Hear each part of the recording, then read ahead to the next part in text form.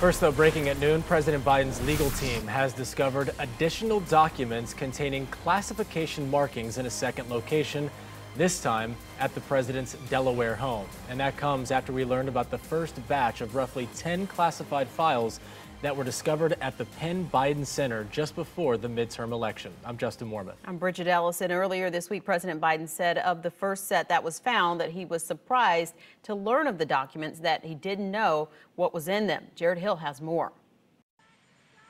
CBS News has learned more documents marked classified from President Biden's time as vice president were found in at least one additional location than previously known. The discovery was made after Mr. Biden's personal lawyers found the first batch of roughly 10 documents at the office of his former think tank in D.C. That happened on November 2nd. They turned the files over to the National Archives, who then informed the Department of Justice. We are committed to doing the right thing. A source familiar with the DOJ's review did not identify the additional location where those documents were found. It does give another talking point to Republicans. In fact, some Republicans have alleged a double standard compared to the ongoing probe into how former President Donald Trump handled presidential records.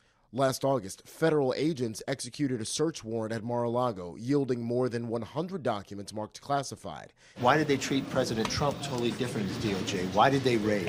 The Office of the Director of National Intelligence has already launched a damage assessment of the Trump documents. House Republicans have requested an assessment be conducted of the Biden materials as well. Jared Hill, CBS News, New York.